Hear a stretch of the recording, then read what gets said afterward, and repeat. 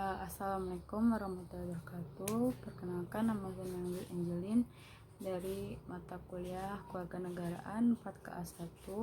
Di sini saya ingin menjelaskan tentang ancaman militer dan ancaman non-militer. Yang pertama, saya akan menjelaskan ancaman militer. Ancaman militer adalah ancaman yang menggunakan kekuatan bersenjata yang terorganisasi dan dinilai mempunyai kemampuan yang dapat membahayakan kedaulatan dan keutuhan wilayah suatu negara serta keselamatan warga negara dan segenap bangsa. Contoh dari ancaman militer yaitu yang pertama ada agresi. Di dalam agresi ini ada invasi, blokade dan bombardemen. Yang kedua ada pelanggaran oleh negara lain yang menggunakan kapal maupun pesawat non komersial. Yang ketiga ada spionase. Keempat ada sabotase. Kelima ada aksi teror bersenjata.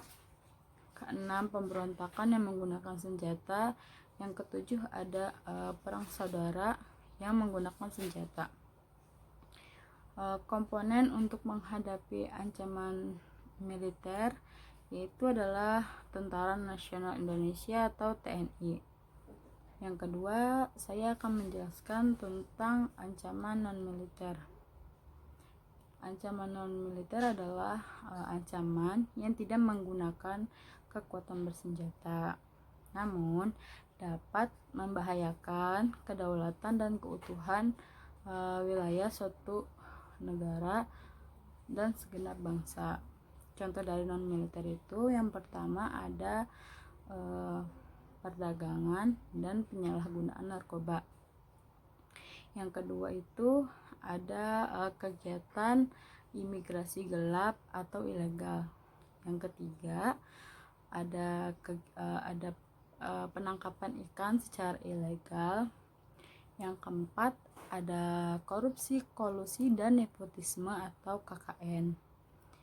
Yang kelima ada penyeludupan dalam maupun luar negeri. Yang keenam itu ada kemiskinan, kebodohan dan sebagainya. Ancaman yang paling berpotensi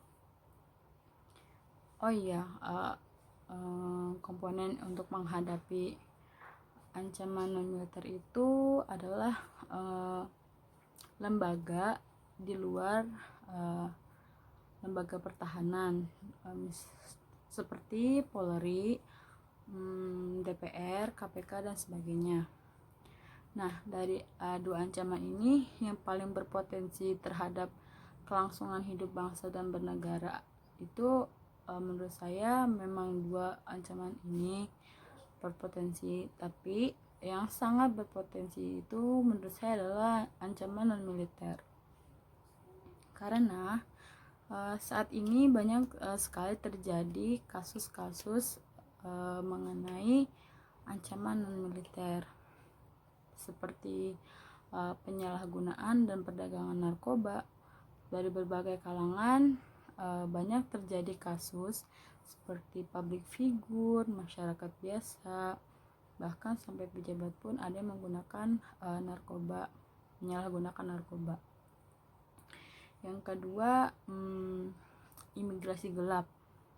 Mungkin banyak orang dari luar yang masuk ke Indonesia tanpa menggunakan surat izin dan tanpa sepengetahuan orang-orang yang bertugas terhadap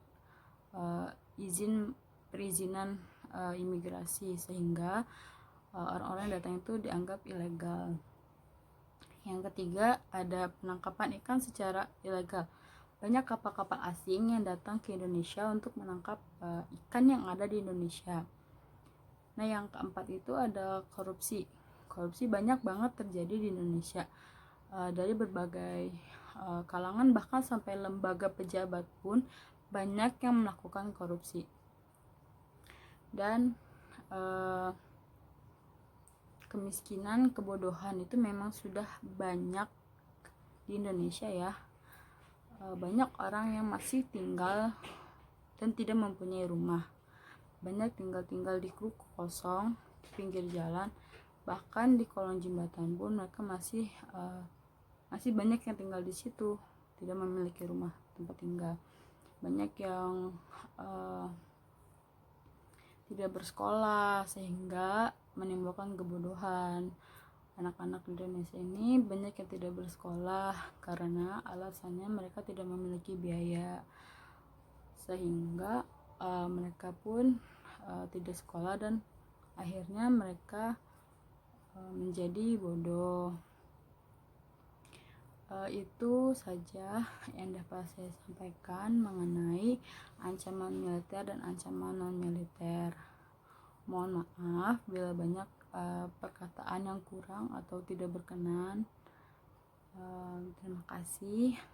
Wassalamualaikum warahmatullahi wabarakatuh.